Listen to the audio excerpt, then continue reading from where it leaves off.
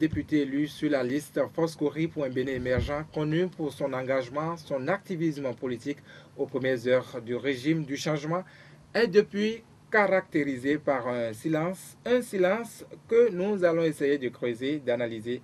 Quelle lecture fait-il des derniers développements de l'actualité nationale? Nous le saurons également au cours de cette émission. Le colonel Marcelin Zanou est aussi connu pour être un chrétien christiané céleste, une église qui fait également en ce moment l'actualité avec les rumeurs sur l'état de santé de son chef mondial, le pasteur Benoît Gbassi.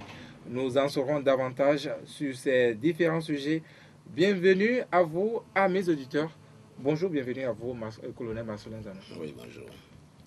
Eh bien, on vous savait très engagé à l'avènement de l'actuel régime. Vous avez même été élu député FCBE ici à Cotonou pour finir par céder votre fauteuil à votre suppléant. Mais depuis aussi très effacé sur la scène politique nationale. Pourquoi ce long silence? Je retiens trois mots de vos propos. Je retiens le mot silence, je retiens le mot effacé, je retiens le mot scène politique. Eh bien, il y a eu ce silence, justement parce que je ne suis pas un politicien et j'estime qu'il vaut mieux laisser la politique aux politiciens. Ils sauront mieux gérer les données politiques que moi qui ai une vocation d'abord spirituelle. Je veux rester étroitement en communion avec mon Dieu. Et j'ai fini par comprendre que la politique, c'est l'art d'être convaincu de quelque chose et d'en dire ou d'en faire exactement le contraire. Et conçu comme cela, la politique n'est pas un idéal pour un chrétien que je suis ou bien un chrétien que je veux être. Voyez-vous, j'ai pensé à un moment donné qu'il faut essayer donc de me reconvertir dans ce qui me garantit ou m'inscrit dans la logique de l'éternité. C'est pour cela que j'ai observé ce silence-là. Voilà. Oui, mais votre engagement de départ ne donnait pas à croire cela. Vous étiez assez bien battu. Vous avez même pu être député FCBE ici à Cotonou, ce qui n'était pas aussi évident pour subitement s'arrêter comme cela, colonel. Mon engagement était basé sur une conviction que quelque chose était possible pour notre pays. J'ai cru en une vision, je me suis battu pour cette vision. À tort ou à raison, d'aucuns font remonter ce silence à l'affaire du port, qui vous aura d'ailleurs vu perdre votre fauteuil de chef brigade douane port à l'époque. Est-ce que la liaison est juste? La liaison n'est pas totalement erronée parce que juste au mois de mai, donc un mois après mes activités à l'Assemblée nationale, j'ai présenté ma démission. Je me suis retiré donc de la scène politique. Et depuis là, je me suis dit qu'il fallait pas que je m'investisse dans ce schéma politique. Et je me suis dit, mais il faut avouer que effectivement, ça coïncidait avec les événements du port. Et on peut interpréter à juste titre que eh bien, mon silence aussi était un peu lié aux événements du port. Voilà. Juste une coïncidence mécanique événementielle, vous voulez dire? Non, je vois là le plan de Dieu tout simplement. Hum. Mais jusqu'au jour d'aujourd'hui, l'opinion n'a pas encore compris grand-chose de cette affaire. Moi non plus, je n'ai rien compris parce que je n'ai pas eu de notification officielle de ce qui m'aura été reproché. Je n'ai pas été traduit en conseil de discipline, je n'ai pas été traduit en justice pour une affaire quand même qui porte, a-t-on dit, sur plus de 19 milliards de manque à gagner pour l'État. Mais au reste, ce que je retiens, c'est ceci. Lorsqu'on a bien fait ce qu'on doit faire, tout ce qui arrive n'est que grâce, et ça je le tiens du pape Benoît XVI, qu'il a dit à l'époque où les événements arrivaient. Ben, pour aller plus loin également, j'ai tiré mon inspiration et mon interprétation de ce que le Coran m'a révélé, car dans le Coran il est écrit que Allah ne laisse pas perdre aux hommes de bien le mérite de leurs œuvres. Ça, c'est la sourate 12, verset 56 qui me l'enseigne.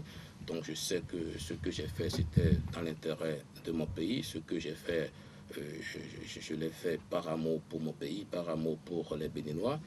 Mais tout ce qui est arrivé après, je ne veux pas, interpréter cela parce que c'est des choses qu'il faut pas ressasser. Mais je pense que l'homme a un juge Le juge, c'est quoi? C'est d'abord sa conscience. Mais moi, j'ai trois valeurs cardinales. Il y a d'abord Dieu, il y a ma conscience et l'État. Je mets Dieu et ma conscience au service de l'État. J'ai fait ce que j'ai pu faire pour mon pays. Les preuves sont là. Et je pense que pour moi, c'était l'essentiel. Tout ce qui est arrivé après, bon, les interprétations, les accusations, je laisse tout ça là à Dieu. Mais je pense que tout ça là participe du plan de Dieu. C'est ce que Dieu a voulu qui est arrivé et Dieu l'a fait certainement pour me préparer à d'autres événements majeurs. Ça, c'est ce que moi j'ai compris. Voilà. Mais l'opinion n'a pas compris parce que je dirais les Béninois, si je ne me trompe, sans doute étaient tombés des nues en ce moment. Sans doute on ne vous donnait pas cette image, cette étiquette qui s'était subitement collée à vous et vous n'allez pas évacuer aussi simplement les choses. Je vous remercie d'avoir dit que cette étiquette ne me correspondait pas.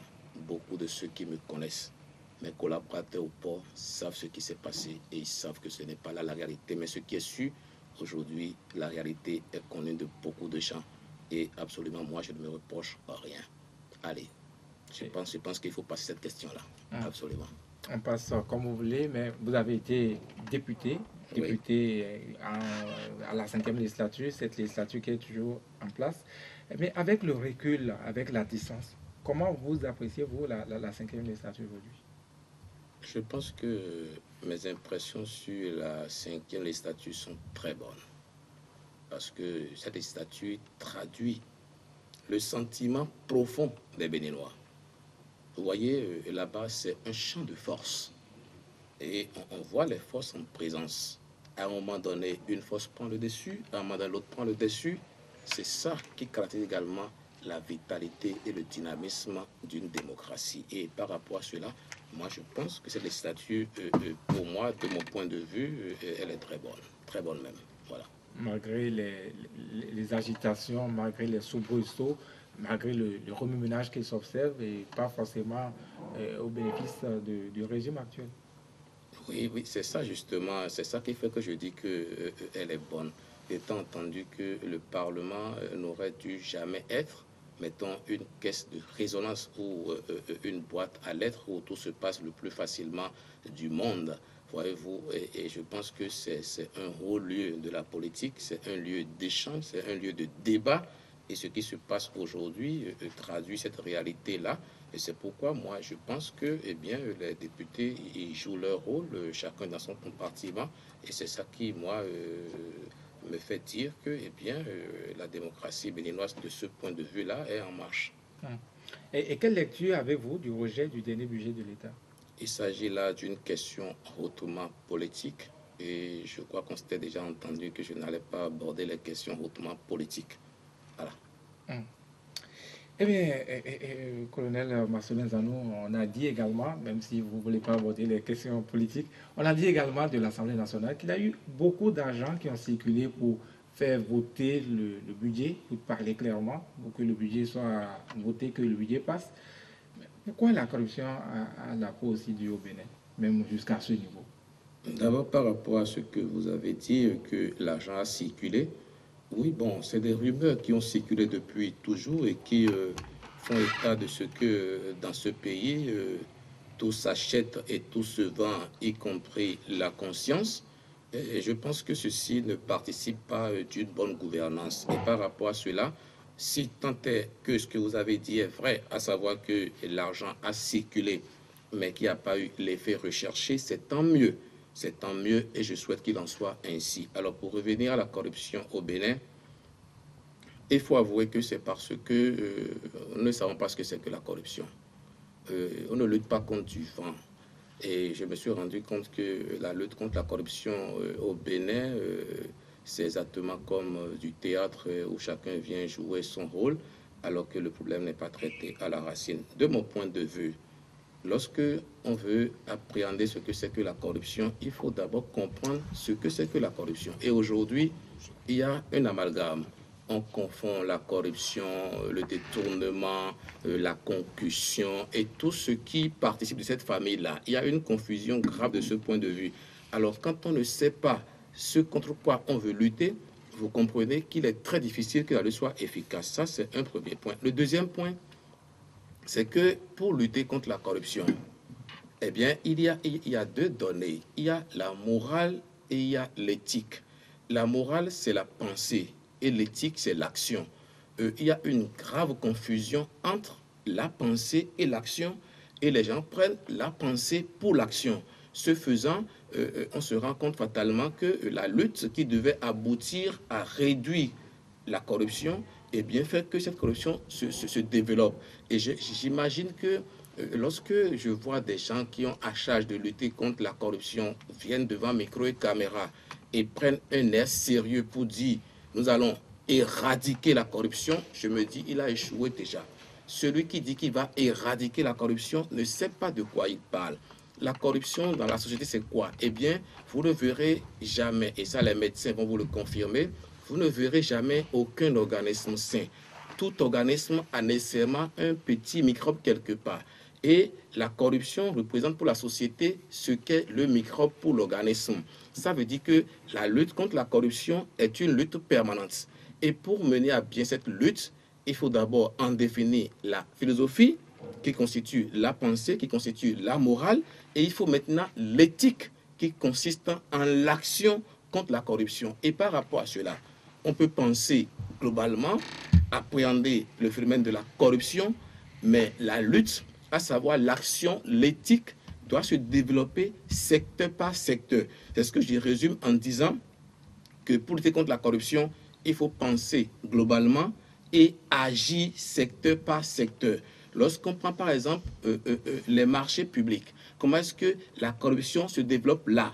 Il faut agir par rapport à ce qui se passe là. Lorsqu'on prend les impôts, la douane, le commerce, eh bien, il faut réfléchir secteur par secteur, appréhender le phénomène de la corruption et dans ces conditions, on a les outils pour lutter contre la corruption. Mais lorsque la lutte contre la corruption s'arrête au niveau des discours, au niveau des condamnations, je prends la corruption et tel que cela se passe au Bénin comme quoi. La lutte là, c'est quoi au Bénin? C'est comme un arbre, tout le monde se rend compte que le feuillage est pourri, que ça ne va pas, ça noircit, il y a des chenilles farineuses qui sont sur les arbres, sur les feuilles, et qu'est-ce qu'on fait? Eh bien, on monte dans l'arbre et puis on descend tout ce qu'il y a comme feuilles. Et puis on croit avoir lutté contre la corruption. Une semaine, 2 semaines après, on se rend compte que eh bien, les feuilles ont commencé par repousser et le même phénomène reprend.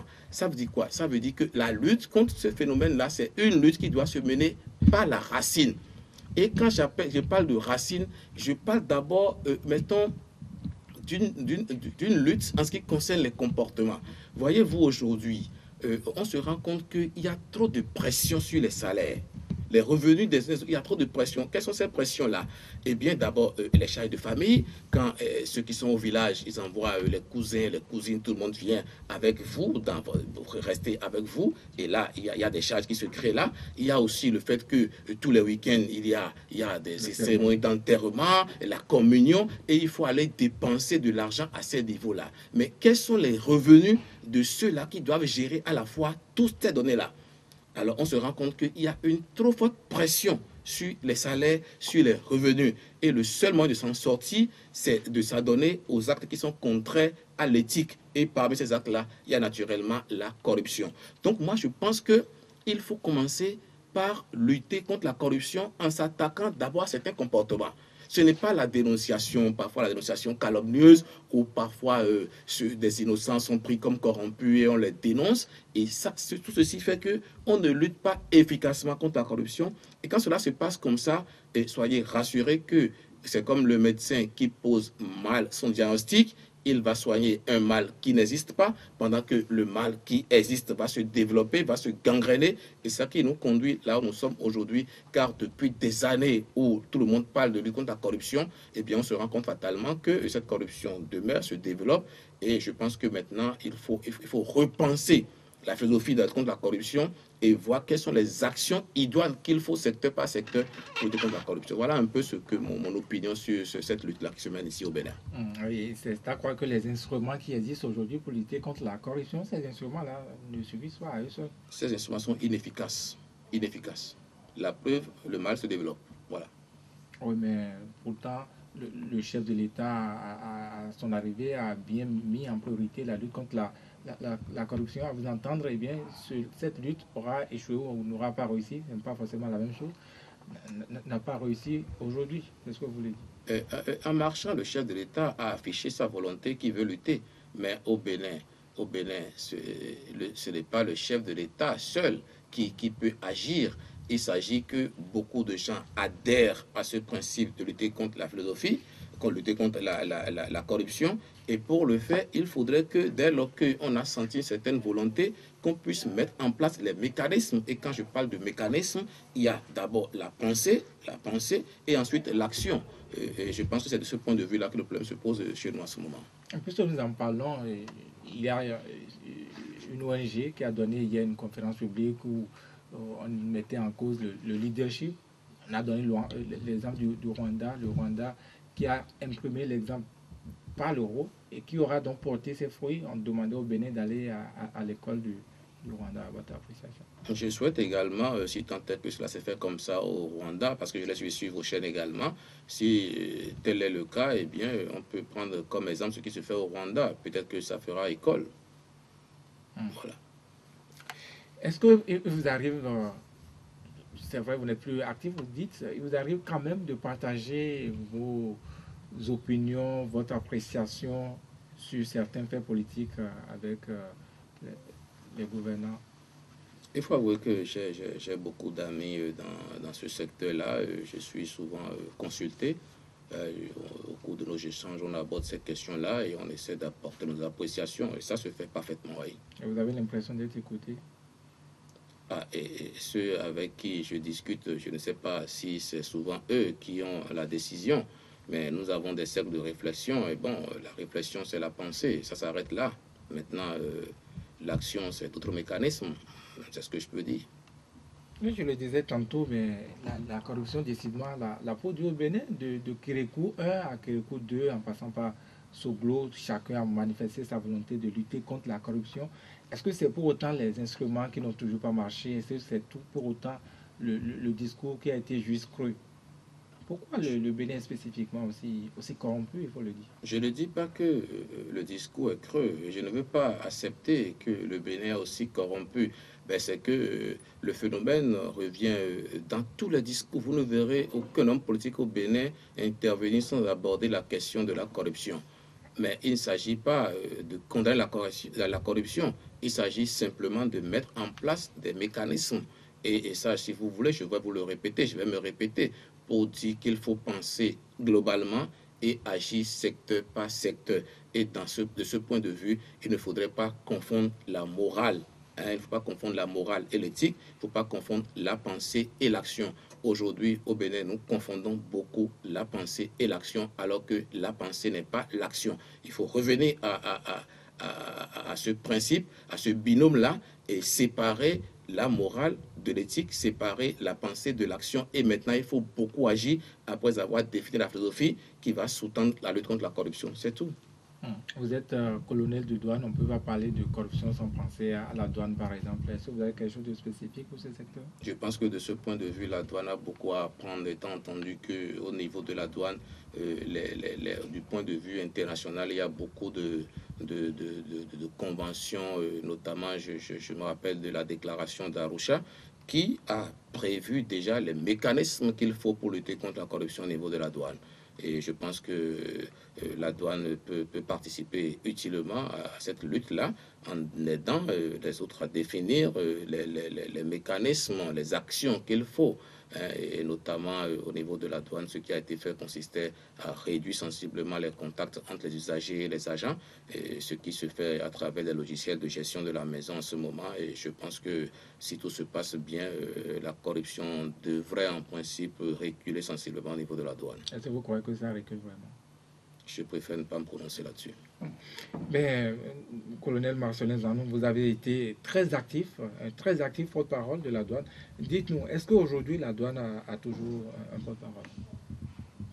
J'avoue que je ne sais pas si la douane a un porte-parole. Je pense que je ne suis pas celui qui peut être interrogé à apporter la bonne réponse. Je sais par ailleurs que la douane, les mécanismes douaniers intéressent beaucoup nos populations, et ceci à juste titre, parce que justement la douane apporte quand même près de la moitié des ressources de l'État. Et de ce point de vue, tout ce qui intéresse la douane intéresse les finances de l'État, intéresse la vie de nos populations. Et les populations souhaitent que la douane communique beaucoup ce qui a été fait en son temps. Et j'espère que ça va continuer. Et puis bon, il y a quand même des valeurs au niveau de la douane pour représenter valablement la douane en ce qui concerne le volet de la communication. Et en son temps, j'espère que bon, ça pourra se réorganiser. Vous aurez des interlocuteurs valables qui vont vous donner les éléments d'appréciation qu'il vous faut à chaque fois quand vous en aurez besoin. Voilà. Mais nous allons parler d'un autre sujet, un sujet qui revient très souvent dans l'actualité nationale. Eh bien, vous êtes un chrétien céleste très engagé. Comment appréciez-vous l'implication des têtes couronnées et des religieux dans la politique au Bénin aujourd'hui? Il faut avouer que cette implication me paraît très dangereuse et risquée. Nos religieux doivent comprendre qu'ils ne doivent pas rentrer dans la politique comme on rentre dans un temple ou dans une mosquée. De même que nos têtes couronnées doivent comprendre qu'ils ne doivent pas rentrer en politique comme on rentre dans un palais royal. Étant entendu que ce que soient les religieux ou les têtes couronnées, c'est des remparts, hein, c'est des remparts dans la société. Et je pense qu'ils doivent se mettre souvent à l'abri de la tentation pour être crédibles, pour que lorsque, par le jeu des politiciens ou par la situation sociale, lorsqu'il y aura l'impasse, il faudrait que ces religieux, cette être couronnés, soient les recours pour assurer la médiation. Alors, lorsque ceux-là qui doivent les remparts, qui doivent être pour tout le monde, que ce soit pour ceux qui se disent de la mouvance, ceux qui se disent de l'opposition, ils doivent être pour tout le monde, pour être crédibles, pour qu'en son temps, on puisse avoir recours à eux. Mais lorsque on voit nos têtes couronnées, nos religieux s'investir de façon très active dans la politique, moi je pense que ce faisant, ils se décrédibilisent et il y a une perte de confiance, hein, en eux vis-à-vis de leurs fidèles ou de leurs sujets. Et ceci expose notre pays à des situations qui seraient difficiles à gérer. Il aurait fallu que les têtes couronnées ou les religieux restent à leur place pour que lorsque par les jeux des politiciens, lorsqu'il y aura la tension sociale, lorsqu'il y aura l'incompréhension, lorsqu'il y aura l'intolérance, eh bien, tout le monde puisse recourir à ces chefs religieux ou à ces têtes couronnées pour qu'ils puissent rétablir la paix.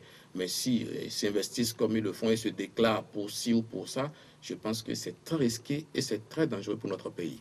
Et à quel niveau situer cette responsabilité-là? Est-ce que ce sont ces religieux, ces têtes couronnées qui ne sont pas assez conscients de leur rôle ou c'est plutôt l'autre partie qui les sollicite?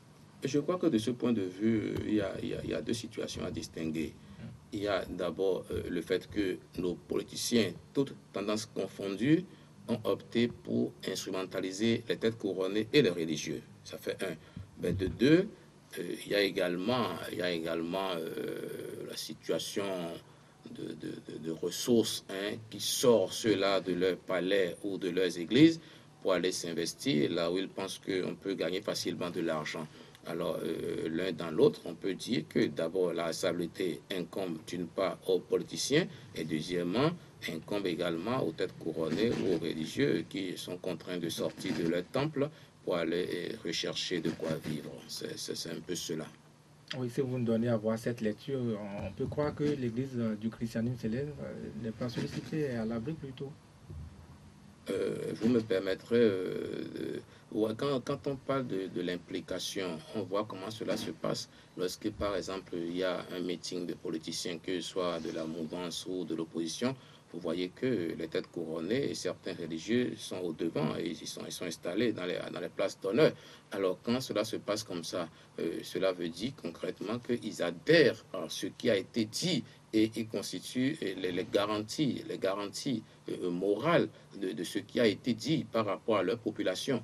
Et vous n'aurez jamais vu que les hauts dignitaires du christianisme céleste soient à ces niveaux-là, quoique chacun a son opinion, chacun a ses penchants politiques, mais dans notre Église, il n'est pas permis aux gens d'aller occuper donc, les premières places pour les manifestations, même s'ils sont invités. C'est interdit. Voilà. Et la subvention financière. Ah oui, l'État accorde aux confessions religieuses des subventions financières.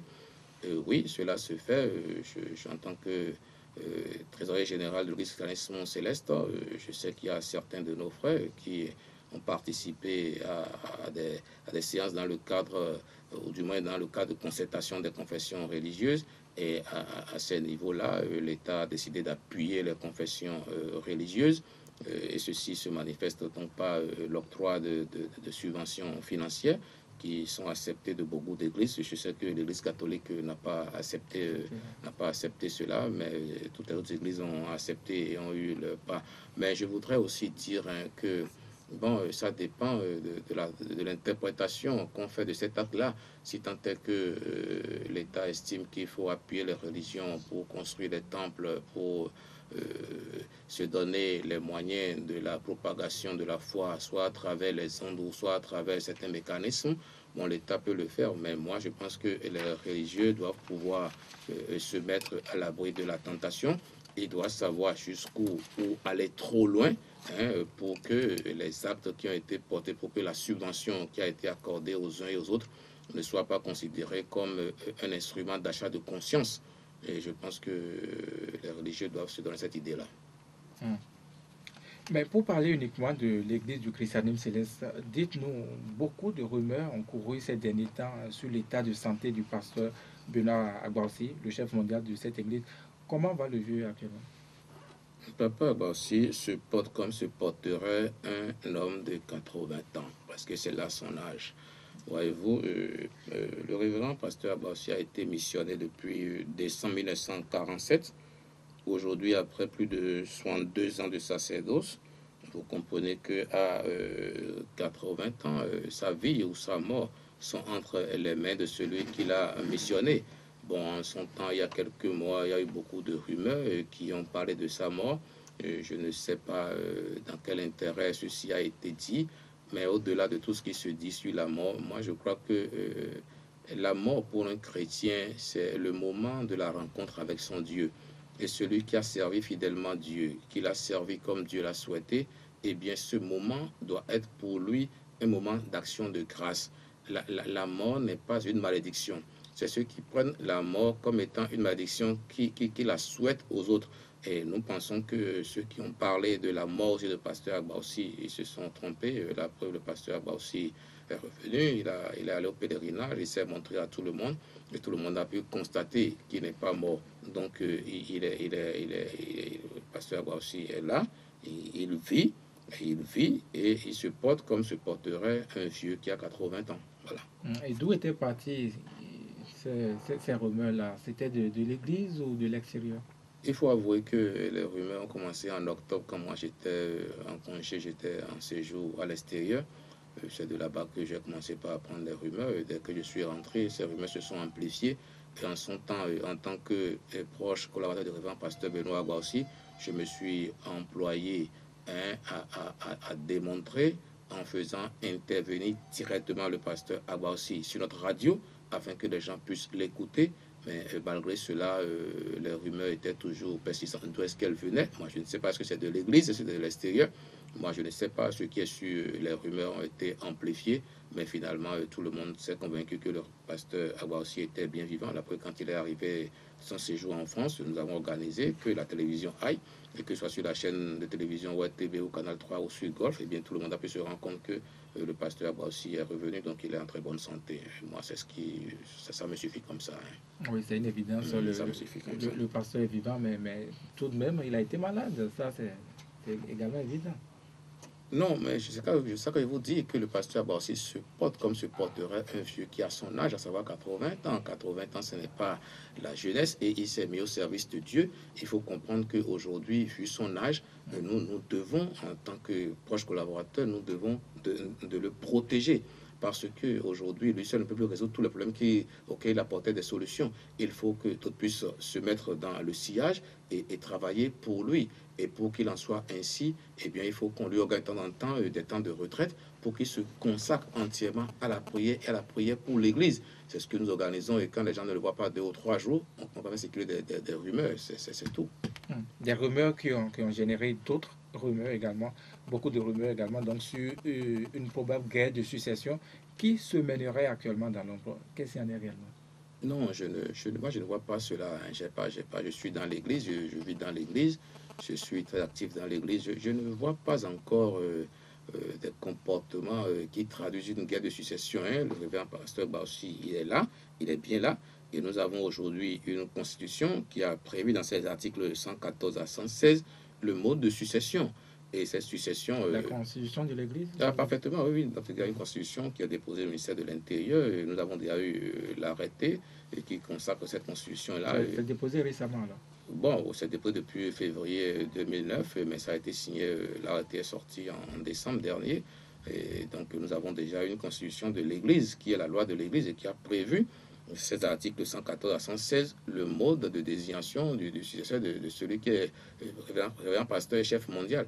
Donc, de ce point de vue, nous allons nous conformer. Et si je dois vous résumer rapidement ce qu'on dit cet article-là, eh bien, il y a deux modes, soit que le révérend pasteur de son vivant désigne son successeur, et que tout le monde connaît, soit que s'il ne le désigne pas et qu'il t'est rappelé à Dieu, eh bien, il y a ce que nous appelons la haute instance de l'Église qui se réunit en conclave pour désigner celui qui sera pasteur après plusieurs jours de prière et où ils demandent à Dieu de les aider, de les éclairer pour qu'on choisisse celui qui sera à même de mener la barque à bon port. Donc, de ce point de vue, les tests sont presque ce qui doit être fait et puis on ne s'inquiète pas pour ça, hein. Je ne vois pas aujourd'hui une lutte, hein. Je ne vois pas ça comme ça, hein. Bon, vous savez, des hommes peuvent avoir des intentions, ils peuvent parfois peut-être l'exprimer, mais dans le cas de l'Église, nous avons déjà des dispositions qui prévoient d'assurer tout ça là avec beaucoup de bonheur, hein. Voilà. Puisque vous nous apportez l'information de la constitution de l'Église, qu'est-ce qui a été fait? Est-ce que vous êtes sûr que tout le monde a adhéré aux clauses donc, de cette constitution de Ah cette oui, mais la constitution, pour ceux qui relèvent du Saint-Siège Porto Novo et qui constituent l'immense majorité de l'Église, nous avons eu plusieurs années, hein, ça fait bientôt 5 ans que ce travail est fait et à tous les synodes, eh bien, le problème revient et on étudie un aspect de cette constitution. Et lorsque nous avons fini de travailler cette constitution-là, nous avons invité l'avocat de l'Église, Maître Charles Bardou, qui a travaillé et à ce que tout se passe normalement et soit conforme à ce qui se passe en la matière. Et ce n'est qu'après ça qu'il y a eu un synode extraordinaire à Porto Novo qui a validé le travail qui a été fait par les uns et les autres. C'est après cela que le document a été envoyé au ministère de l'Intérieur. Donc, de ce point de vue, toutes les émanations de l'Église ont œuvré pour cela. Et nous avons eu un test qui a approché de tout le monde et qui ensuite a été envoyé à qui de droit. Donc, de ce point de vue, je pense que tous ceux qui ont travaillé ont adhéré à ce qui a été fait. Vous avez dit une instance qui est normalement prescrite donc, à travers la constitution de l'Église et qui est prescrit dans le cadre de cette succession. Mais est-ce que vous avez la garantie, que ces clauses vont être respectées? Bon, vous voyez, dans une église, on n'est pas dans un champ politique où on ne se proclame pas comme pasteur, chef mondial d'une église. C'est Dieu qui vous donne de le faire. Et quand Dieu vous donne de le faire, il vous donne des instruments pour assumer vos fonctions. Donc, de ce point de vue, et conscient de cette réalité, il ne sera pas facile à quelqu'un de se proclamer ou de s'auto-proclamer pasteur, chef mondial. Il n'aura pas les moyens de faire le travail spirituel, car c'est Dieu qui donne à celui qui l'a missionné. Et nous pensons que à travers les mécanismes qui ont été proposés, à travers la prière, eh bien, Dieu va nous aider à choisir celui qui est à même de conduire son église. Car rappelez-vous, c'est une église de Dieu, hein, et c'est Dieu qui agit puissamment dans cette église-là. Et nous pensons qu'il sera au commandement de ça. J'en suis très conscient. L'église du christianisme céleste, c'était donc cette grande église mondiale aujourd'hui. Et ça compte plusieurs ailes, tellement d'ailes. Aujourd'hui, on peut en compter combien, dénombrer combien? Non, il faut avouer que je ne me hasarde jamais à compter combien nous sommes parce que Dieu nous a demandé si on pouvait compter à travers une révélation et il nous a montré qu'on ne peut pas compter. La preuve, lorsqu'on était allé pour la prêcher, je n'y étais pas. C'est les rapports que j'ai pu lire. Lorsque les 7 premiers pèlerins étaient allés à la plage de Sémé, eh bien Dieu leur a demandé de prélever le sable de mer dans leur paume de main, ce qu'ils ont fait. Et Dieu leur a dit de compter le grain de sable qu'il y avait dans leurs mains. Ils ont dit qu'ils ne peuvent pas compter. Dieu a dit que c'est comme ça qu'on ne pourra pas compter le nombre de fidèles qu'il y aura dans l'église. Et aujourd'hui, cela se constate parce que notre église est implantée partout en Afrique au sud du Sahara. Et d'ailleurs, les chercheurs du CNRS, donc de la France, et lorsqu'ils sont venus avec nos pèlerinages, ils en sont arrivés à la conclusion que le pèlerinage en de Sémé-Plage est le plus grand rassemblement religieux en Afrique au sud du Sahara, parce qu'ils en viennent de partout à ce pèlerinage-là. Et quand on prend tous ceux qui viennent à ce pèlerinage, que ce soit de l'Afrique, que ce soit des États-Unis, que ce soit de l'Europe, que ce soit de l'Asie, parce qu'aujourd'hui nous avons nos paroisses en Chine, on en a en Union soviétique, nous avons également nos paroisses en Israël. Alors lorsque on voit tout ça là, on se rend compte que l'Église se développe tel que Dieu l'avait révélé à Oshofa en 1947. Ce qui fait que nous, par rapport à cette réalité, on ne s'amuse pas à dire combien nous sommes, parce que justement, Dieu nous dit qu'à un moment, on ne pourra jamais le faire. Voilà un peu la réalité. Vous êtes en Chine, vous êtes en Israël. Par quel mécanisme vous arrivez à vous étendre autant? Vous savez, les fidèles bougent beaucoup. Hein, c'est Dieu qui fait ça. Vous savez, cette plante, cette graine qui a été semée à Wanting comme à Porto Novo le 29 septembre 1947, eh bien, il faut avouer qu'il y a eu beaucoup d'oiseaux qui ont transporté le plus loin possible les pollens dans tous ces pays-là. Et aujourd'hui, le monde a commencé par être fleurir de l'Église de la naissance céleste. Et c'est à travers des gens qui vont en mission, c'est à travers des ambassadeurs, c'est à travers beaucoup de... On ne sait pas, ouais, les voix de Dieu sont insondables et nous-mêmes on ne peut pas dire. Parce que moi, quand pour les visites pastorales que j'ai eu à effectuer avec le pasteur Agba aussi, quand on va aux États-Unis, mais là-bas, ils ont de très grands temples. On ne peut pas s'imaginer qu'ils ont des temples qui sont aussi grands que ceux que nous avons vus et ils sont très nombreux, que ce soit en Europe et dans la petite région parisienne. Là, on a plus de 20 paroisses. Absolument. Donc, l'Église se développe de façon vertigineuse et bon, je sais que c'est Dieu qui a l'œuvre, hein. C'est ce qu'il a révélé qu'il fera et il le fait, ce qui nous confirme que Dieu avec son Église. Voilà un peu ce que je peux dire en ce qui concerne ce développement qui, nous-mêmes, ça nous surprend parfois, hein, ça nous surprend. Voilà. Beaucoup de fidèles, mais aussi beaucoup d'ailes. Je demandais tantôt combien on peut en dénombrer. Et pourquoi c'est pour les ailes? Oui, pour les ailes. Non, tout ça là, ça participe de la vitalité des institutions. Hein. Lorsque les choses se développent d'une certaine façon, l'unanimisme ne se fait jamais autour des grands concepts. Et il n'est pas exclu que certaines personnes se réclament de ci ou de ça. Ça se passe comme ça dans toutes les religions, même dans la Bible, cela s'est passé comme ça, ce qui nous rassure que c'est des signes de développement. Mais dès lors que nous sommes tous accordés pour partager la même foi en un seul Jésus-Christ, eh bien, moi, j'ai la ferme conviction qu'en son temps, Dieu saura insuffler dans tous les cœurs, eh bien, cette unité que nous recherchons tant. Et nous pensons que cela va se réaliser. Moi, ça peut être avec nous, ça peut être sans nous, ça peut être après nous. Bon, mais maman, il sait que tôt ou tard, Dieu va unir son Église. Lorsque je m'en tiens simplement à l'histoire de l'Église catholique, où à un moment donné, il y a eu plusieurs papes, où il y a eu même des femmes qui ont été proclamées papes dans l'Église catholique, eh bien, cette histoire nous édifie et nous rassure que, eh bien, c'est les signes de maturité. Et comme plus tard l'Église catholique est unie, je pense que nous-mêmes, on le sera absolument. Voilà. C'est bien ce que nous souhaitons également. Eh bien, ce qu'on sait aussi, c'est que le colonel Marcelin Zanon est le président fondateur de l'Institut supérieur des métiers de l'audiovisuel, ISMA. Qu'est-ce qui aura inspiré un douanier à créer une école de l'audiovisuel? Ah oui, ça c'est une question fondamentale. Ben, j'avoue que si je n'étais pas douanier, j'aurais été journaliste. Hein. J'aurais été journaliste. Et c'est pas encore raté. Parce que bientôt, sur votre radio. Ouais, parfaitement. Bientôt, je serai à la retraite et je sais déjà à quoi m'en tenir. Ça, je vous le dis. Alors, pour revenir à votre question, c'est quoi? Je suis parti d'un constat. Quel est ce constat? Eh bien, on se rend compte que dans les années 72, la France a voulu accompagner les États africains francophones à développer leur cinéma. Et la France a apporté tout le concours nécessaire. C'est d'ailleurs à l'époque que certains pays ont commencé par réaliser des films. Je prends par exemple le cas du Sénégal avec Sambène Ousmane qui a fait La Noire 2. Au Burkina, il y a Jim Kola qui a réalisé Le sang des parias. Au Bénin, ici, nous avons Pascal Abikanlou qui a fait Sous le signe du Vaudon. Il y avait également un autre Béninois, et je crois que c'est Paul Soumanon Vieira, qui résidait au Sénégal, qui a beaucoup écrit sur le cinéma africain. Alors, ce qui fait que dans les années 70, on a noté une certaine émergence du cinéma africain. Mais après cette génération-là, eh bien, le cinéma africain a sombré au point où les États produisent aujourd'hui 0 film par an. Mais dans le même temps, la demande est très forte et nous sommes inondés par les séries qui nous viennent de l'extérieur. Vous voyez comment est-ce que nos familles sont concentrées les soirs quand ces séries-là passent à la télévision, alors que c'est des choses qui ne concernent même pas leur culture. Alors là, il y a ce premier facteur-là qui fait que le cinéma africain a sombré et qu'il faut agir parce que les peuples ont besoin de s'affirmer. Ils ne peuvent s'affirmer que par leur culture et nos peuples africains ont besoin bien plus que d'avoir un ventre plein. Il ne s'agit pas d'avoir un ventre plein, il s'agit de s'affirmer par sa culture. Il s'agit de se positionner sur le marché international par sa culture.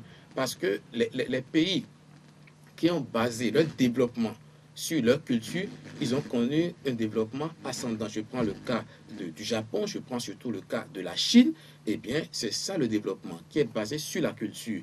Or, aujourd'hui, nous avons quoi à apporter? Avec quoi nous allons porter notre culture sur le marché international? Il n'y a qu'à travers l'image et le son. Ça, c'est une première analyse. La seconde, c'est quoi? Eh bien, lorsque les chaînes internationales de télévision veulent parler de l'Afrique, c'est le catastrophisme. C'est lorsqu'il y a coup d'État qu'on parle de l'Afrique, c'est lorsqu'il y a famine qu'on parle de l'Afrique, et on voit les instances de la Croix-Rouge, les instances humanitaires qui viennent voir nos populations avec des enfants complètement décharnus. On leur distribue des biscuits ou bien on leur donne des nourritures et vous voyez de grosses mouches faites autour de leur bouche. Voilà l'image qu'on donne de l'Afrique. Et la mode aujourd'hui, c'est quoi? C'est les Africains qui veulent aller peut-être en Europe, à l'Eldorado, qui se noient en route, mais la Croix-Rouge les ramène groggy dans les berges et on leur distribue du biscuit lorsqu'ils ne sont pas prisonniers. Voilà un peu l'image du catastrophisme qu'on donne de l'Afrique. Et nous ne pouvons pas nous asseoir et observer cela. Alors, lorsqu'on fait ce constat, il ne s'agit pas de faire un constat, mais il s'agit d'agir. Et agir, c'est quoi? Agir, c'est chercher à aller voir, mais qu'est-ce qui fait qu'il en est ainsi? On se rend compte que, eh bien, les professionnels du métier en Afrique sont très rares. Ce qui fait que lorsque les Européens, les Américains doivent venir prendre des images en Afrique, c'est eux-mêmes qui viennent. Et quand ils viennent, ils lisent nos événements avec leurs yeux. Mais quand ils le font avec l'idée de montrer la suprématie d'une race sur l'autre. Ce qui fait que c'est des choses qui concernent le cadre. Au point où aujourd'hui, certains se demandent si les Africains ne dorment pas encore dans les arbres. Voyez-vous? Alors, il faut inverser la tendance. Et je me suis un peu appuyé sur un facteur très important. Voyez-vous, lorsqu'il y avait la guerre en Bosnie à l'époque, lorsque les télévisions étrangères allaient en Bosnie pour aller filmer, ils montraient que le peuple bosniaque est un peuple barbare, un peuple sauvage. À un moment donné, les Bosniaques disent non, on arrête ça. Ils ont arrêté et tout ce qui est image est envoyé avec les commentaires par les Bosniaques eux-mêmes. Mais quand ils ont commencé par le faire, les mêmes qui voyaient que les peuples de la Bosnie sont des peuples sauvages, eh bien, sont rendus compte qu'en réalité, qu'ils sont des nationalistes. Voilà comment, à travers l'image et le son, on peut inverser une tendance. Moi, je veux également qu'à travers l'Afrique, nous puissions inverser cette tendance-là et montrer que l'Afrique n'est pas que guerre, n'est pas que corruption, n'est pas que famine, n'est pas que coup d'État, mais l'Afrique est bien d'autres choses qui peuvent intéresser le monde. Alors, pour le faire, eh bien, certainement, des gens ont des dons, mais le métier de l'audiovisuel ne s'accommode plus uniquement des dons aujourd'hui. Il y a les dons et il y a les normes. Les normes et les principes s'enseignent dans une école. Quand vous n'allez pas dans une école pour aller apprendre ce qu'est le métier de l'audiovisuel, quels sont les formats, comment est-ce qu'on peut envoyer des images qui seront acceptées par la chaîne de télévision étrangère, eh bien, quand vous ne savez pas le faire, que vous mettez caméra à l'épaule pour aller filmer, vos œuvres ne passeront pas en Europe. Vos œuvres ne passeront pas aux États-Unis. Or, nous avons voulu que nous soyons aussi présents sur ces marchés-là pour montrer notre culture, pour montrer ce que nous sommes. Nous voulons aussi que des Brésiliens regardent les films qui sont partis du Bénin, de la Côte d'Ivoire, un peu partout de l'Afrique. Nous voulons ça aussi. Alors, par rapport à cela, il faut nécessairement former. Pour former, eh bien, il faut créer une école. Mais créer une école, bon, cela va de soi. Mais comment former? Il y a déjà des normes, il y a des standards dans le métier. Il faut aller rechercher ces standards-là. C'est pourquoi j'ai essayé de rechercher un peu quelles sont les meilleures écoles au monde dans le domaine système francophone, j'ai découvert qu'il y avait une école en France qu'on appelle l'École internationale de création audiovisuelle de réalisation, l'EICA, à Paris, qui est le premier campus européen de l'image et du son, qui fait près de 51 pays qui viennent fréquenter à cette école-là. Je me suis rapproché des responsables pour dire, ben, écoutez, j'ai envie de créer une école comme vous. Ils m'ont dit de faire un dossier. J'ai pris mon dossier. Ils ont envoyé une mission à Cotonou ici en janvier et février 2006. La mission a rencontré les autorités de l'enseignement supérieur, l'ambassade, les unités de production audiovisuelle, les télévisions. Ils se sont rendus compte que le besoin de formation existe. C'est là qu'on s'est engagé dans un système de partenariat depuis le 28 avril 2006. Et aujourd'hui, l'école a fait son petit bonhomme de chemin dans la première année. Et par rapport à la communication qui a été faite autour, nous avons eu 7 pays qui envoient des étudiants ici. En deuxième année, on a eu 13 pays. En troisième année, nous avons eu 16. Cette année, nous avons eu 19 pays, dont beaucoup de pays envoient des boursiers. Je parle de Djibouti qui envoie des boursiers, le Gabon, le Burkina, le Tchad. Il y a aussi l'ambassade de la France au Togo qui nous a envoyé des boursiers. Donc voilà un peu comment progressivement l'école fait son petit bonhomme de chemin. Et pour parler de ce qu'on donne comme formation là, il s'agit essentiellement des formations qui sont calquées sur le modèle LMD, donc licence, master, doctorat. Et par rapport à ça, nous avons 3 filières. Nous avons d'abord les réalisateurs qui nous feront les films et qui feront que nos télévisions auront des images de qualité et des émissions de qualité. Donc, filière réalisation. Il y a également le journalisme audiovisuel qui consiste à prendre sa caméra et pour écrire une histoire, pour relater un événement. Là, ils sont formés également pour apporter des informations qui répondent aux normes. Et il faut avouer que nous sommes très encouragés dans la mesure où aujourd'hui, nous avons quand même des gens qui ont fait l'ISMA et qui travaillent déjà en France, à Africa 24. Il y a beaucoup d'œuvres qui ont été produites à partir de l'ISMA, qui sont diffusées sur les chaînes européennes. La 5 Arte aujourd'hui fait par des étudiants béninois qui ont été formés à l'ISMA. Et nous avons maintenant les métiers d'accompagnement. Ces métiers sont essentiellement les métiers techniques. Il s'agit des preneurs de vue, il s'agit des preneurs de son, il s'agit de ceux qui assurent le montage et la post-production, il s'agit des gestionnaires de la production, parce que c'est également un problème important, la gestion de la production. Aujourd'hui, nous formons des gens qui peuvent avoir la licence et le master dans ce secteur-là. Et nous avons la 5e option, qui est celle de l'exploitation des équipements audiovisuels. Et tout ça se passe à l'ISMA ici en ce moment. Et je me suis rendu compte que tel que nous avons connu une adhésion de beaucoup de pays, c'est dit que le besoin existait et il fallait nécessairement créer cette école-là. Et je rends grâce à Dieu qui a passé par moi pour créer l'école-là au Bénin. Et aujourd'hui, de ce point de vue, notre pays est devenu un pôle d'attraction, comme le Sénégal l'était en son temps pour d'autres filières. Aujourd'hui, il y a 19 pays qui sont venus au Bénin pour faire les métiers de l'audiovisuel. Et je pense que c'est une très bonne chose pour notre pays. C'est pour cela que d'ailleurs les autorités se sont investies et accompagnent l'ISMA, qui déjà, je ne sais pas si vous avez suivi l'actualité, au dernier Clap Ivoire, qui est un concours au sein de l'UEMOA sur le plan du cinéma. Alors, sur les 11 prix qui étaient mis en compétition, l'ISMA a raflé 7 prix. 7 prix et les meilleurs prix pour les étudiants qui sont partis du Togo et du Bénin. C'est déjà, c'est ça la réalité. Et nous pensons que bon, si Dieu nous donne de continuer, nous poursuivrons cette aventure-là et nous espérons aller le plus loin possible avec cette formation-là. Voilà un peu ce que je peux dire en résumé pour mes motivations et ce qui est déjà obtenu en ce moment comme résultat. Voilà. C'est à comprendre que vous êtes comblé. Il faut avouer que je suis comblé parce que lorsque je suis assis devant l'écran sur une chaîne internationale et que je vois les œuvres de qualité réalisées par les étudiants de l'ISMA, il faut avouer que je suis très comblé. Je suis très comblé. Et j'avoue que c'était ça mon rêve. Il faut montrer que l'Afrique n'est pas l'image qu'on projetait d'elle, mais l'Afrique est bien autre chose. Et aujourd'hui, notre culture, de par le respect des principes en la matière, notre culture a commencé par être exportée à l'extérieur. Et ce n'est que justice en ce moment. L'école de journalisme de l'ENAM, qui est créée cette année d'ailleurs, vous la voyez comme une concurrente ou comme un complément, un accompagnement? Oui, il s'agit de l'école de journalisme. C'est bien. Quand on dit le journalisme, ça a un contenu. Quand on dit le journalisme audiovisuel, ça a un contenu. Nous, on fait essentiellement du journalisme audiovisuel, à savoir les journalistes pour la radio, les journalistes pour la télévision. À l'ENIAM, ils sont allés encore plus loin possible en formant des journalistes de la presse écrite. C'est tant mieux.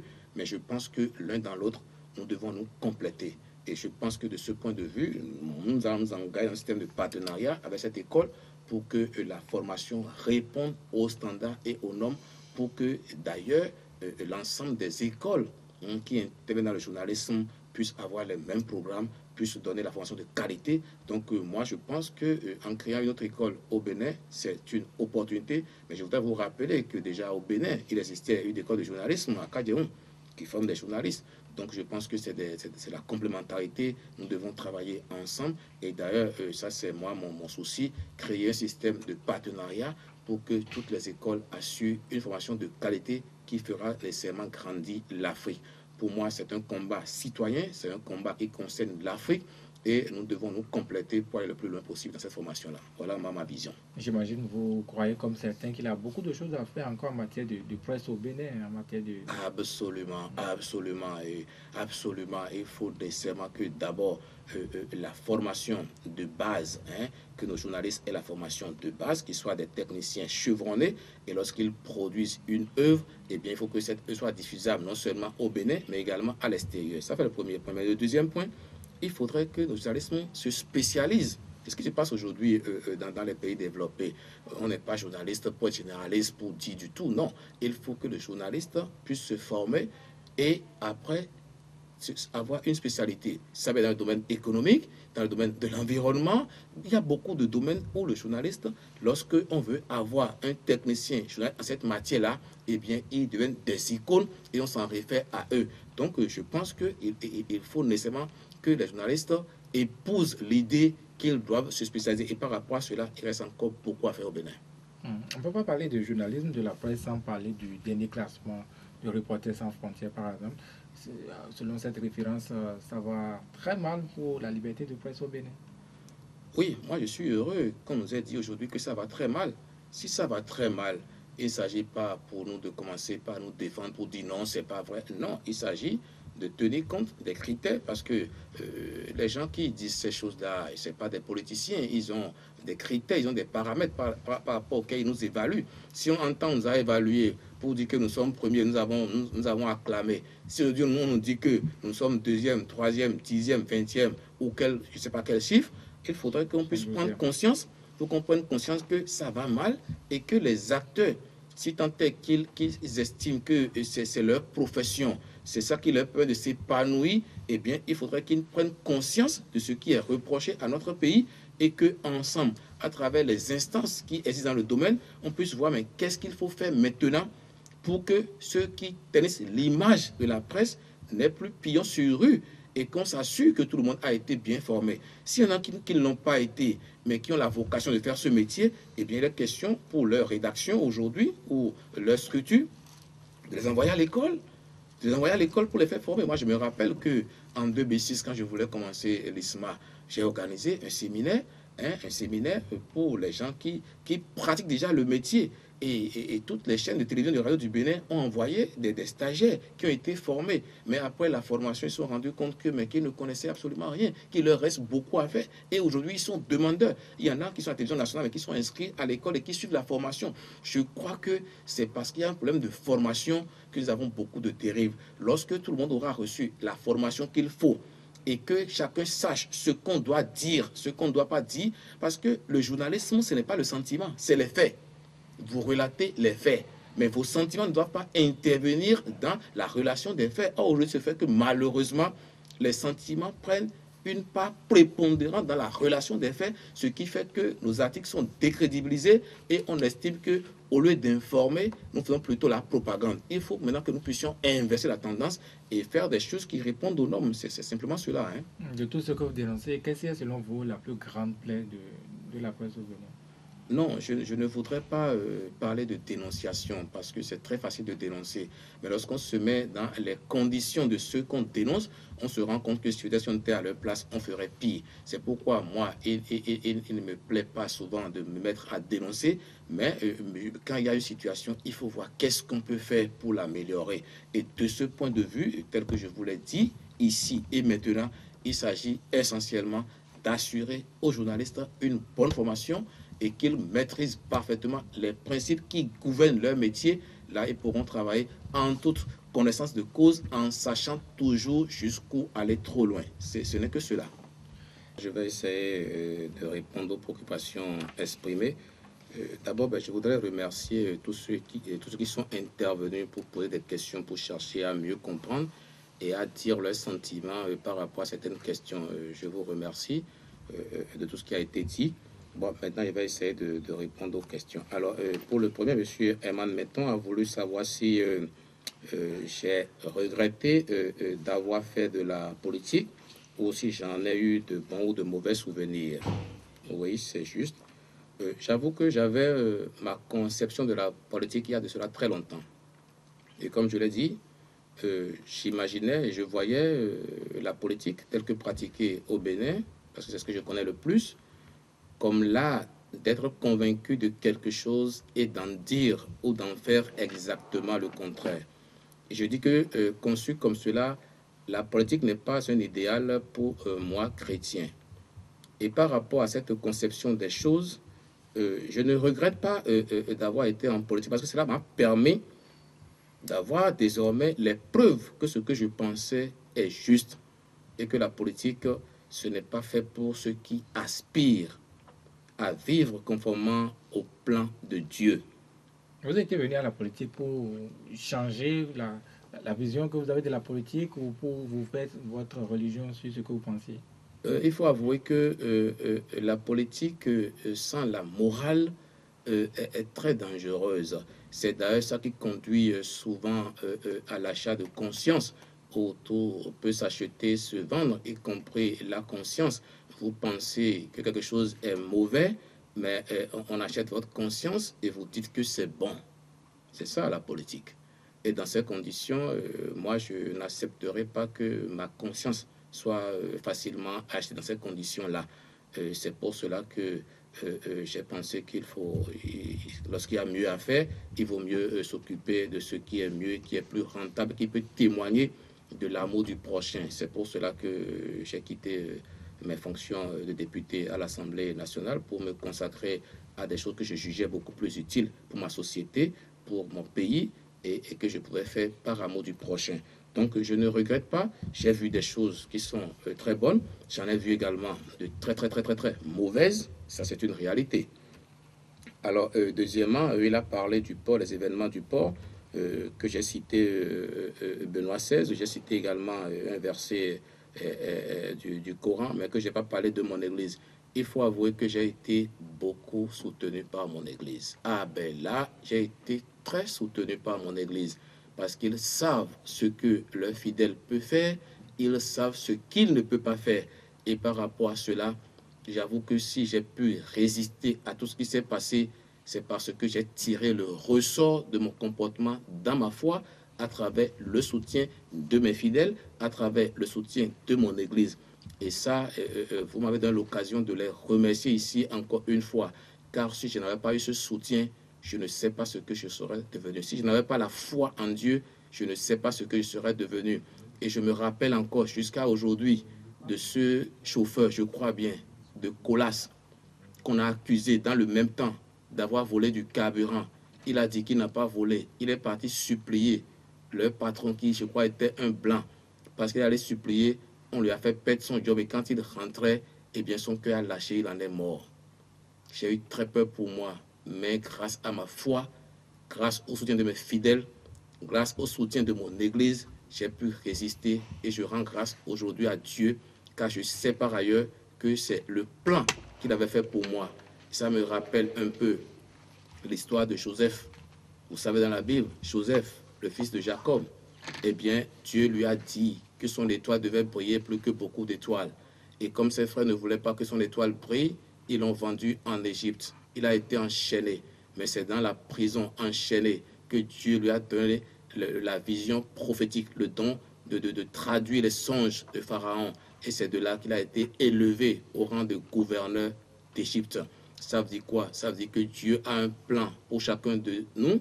Les voies de Dieu sont insondables. Et lorsque Dieu vous fait passer par des épreuves, c'est certainement pour vous élever dans des domaines où il pense que vous serez beaucoup plus utile à lui. Et là, j'avoue que mon église m'a soutenu. Je sais également que j'ai beaucoup d'amis qui m'ont soutenu. Je vous remercie tous. Alors, troisième question. Il a parlé du synode et du syntrate qui sont devenus syndobes. C'est bien. C'est très bien même.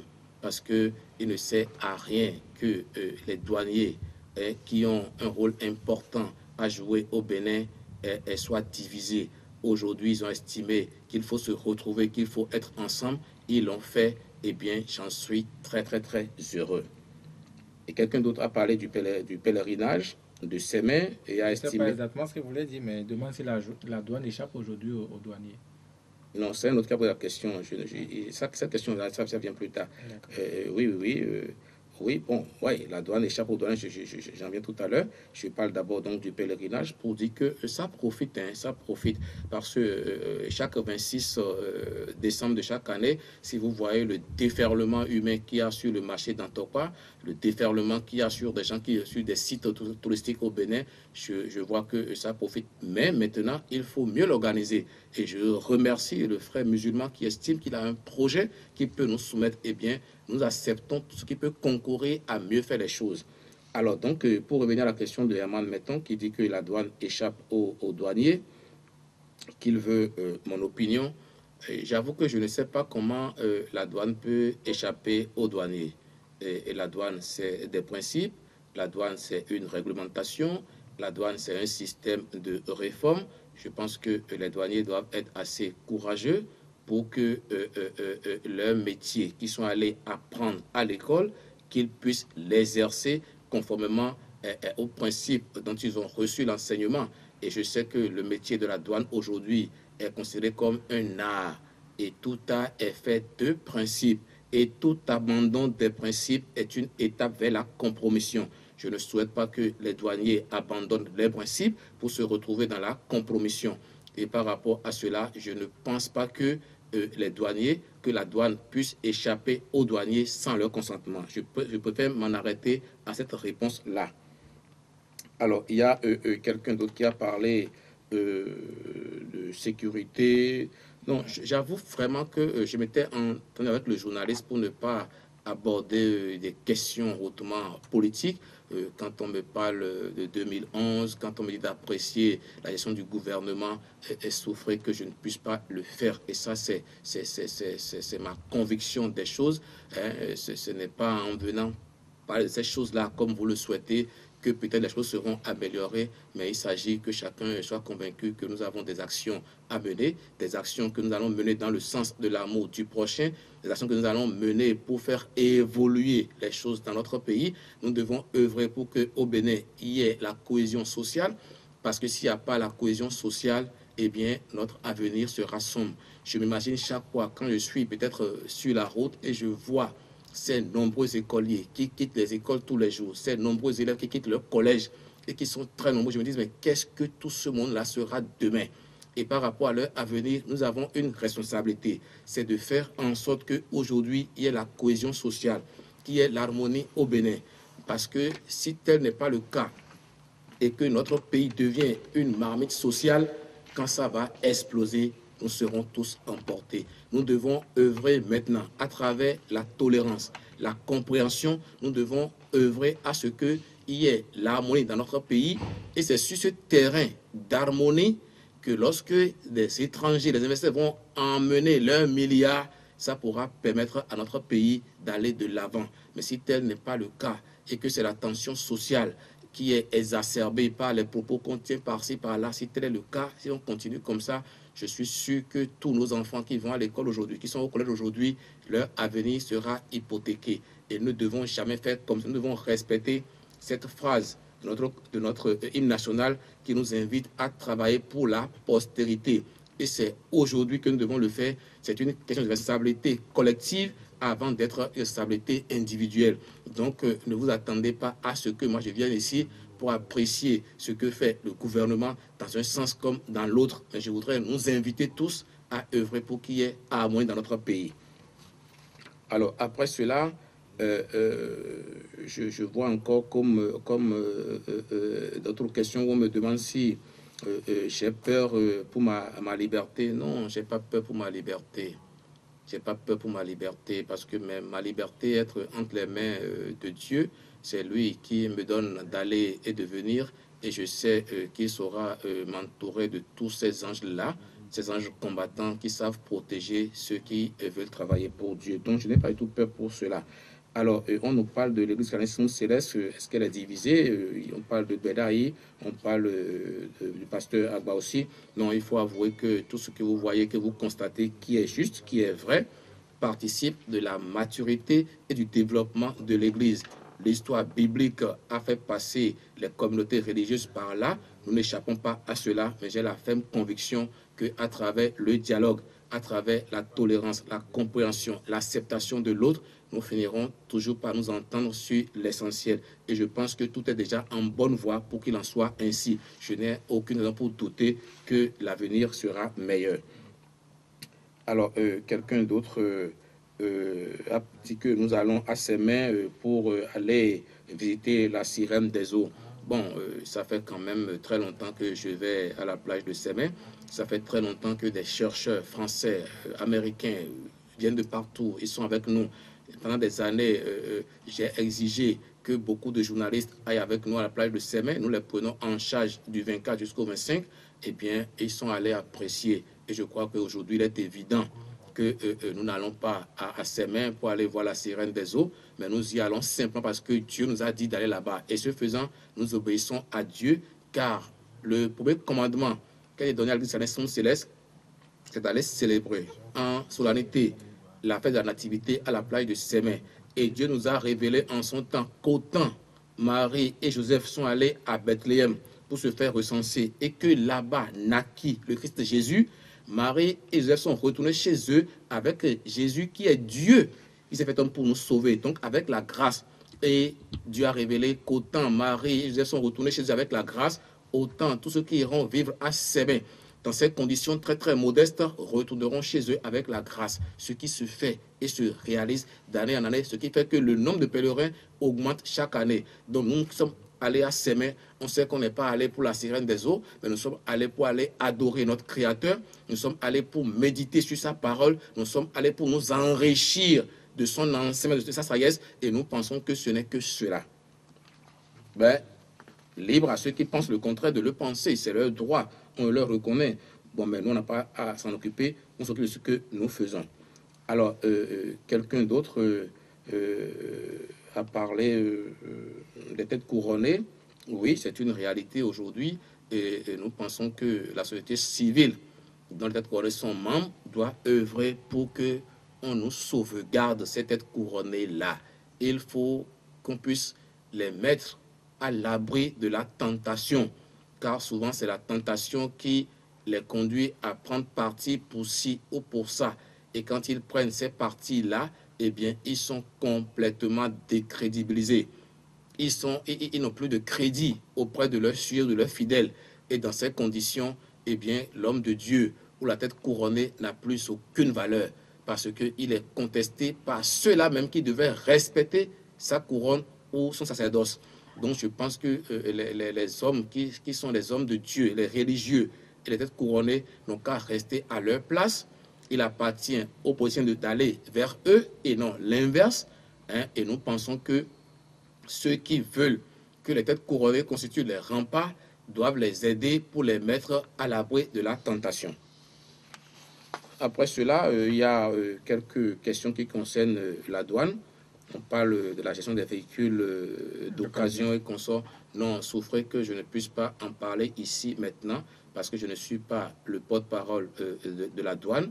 C'est des secteurs où je n'interviens plus du tout alors. Je ne sais pas ce qui s'y passe, mais ce qui est sûr, il y a des tests qui régissent ces domaines-là. Il faudrait que les autres s'appliquent à respecter les tests parce que les tests qui ont été conçus l'ont été certainement pour que les choses se passent au mieux.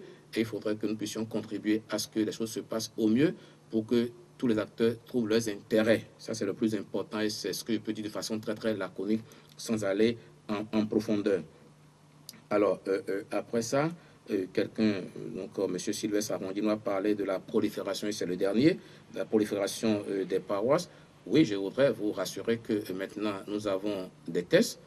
qui régissent donc la création des paroisses. C'est dans notre constitution qui vient de sortir et nous pensons que tout sera mis en œuvre pour essayer donc de faire au mieux ce qui doit être fait en ce qui concerne les autorisations de création de paroisses. Et je pense que tout pourra se corriger sur le terrain. C'est le moins que je puisse dire maintenant. Et je vous remercie d'avoir appelé et d'avoir fait part de vos préoccupations. J'ai été très sensible à tout ce qui a été dit et je vous remercie abondamment. Un auditeur parlait de l'intolérance des religieux vis-à-vis des religieux chrétiens, je veux dire, vis-à-vis des vaudous, des religions traditionnelles. C'est une très mauvaise chose, l'intolérance. L'intolérance ne peut pas venir de Dieu. Si tant est que certains estiment que ceux qui sont dans les cultes vaudous ne sont pas sur la bonne voie, il leur appartient de tout faire pour montrer qu'eux, ils sont sur la bonne voie et à travers leur comportement, ils pourront attirer les autres. Mais il ne s'agit pas d'être intolérant, de les insulter, ce n'est pas une bonne chose. Ça, le Christ ne l'a jamais enseigné, il n'a jamais insulté. Et par conséquent, si Jésus nous demande dans le livre de Actes des Apôtres, chapitre 1, verset 8, il nous demande d'être ses imitateurs, eh bien, il faut imiter Christ en aimant, en pardonnant et en évitant d'être intolérant. Nous sommes à la fin de cette émission et s'il serait superflu de vous demander de placer un tout dernier mot.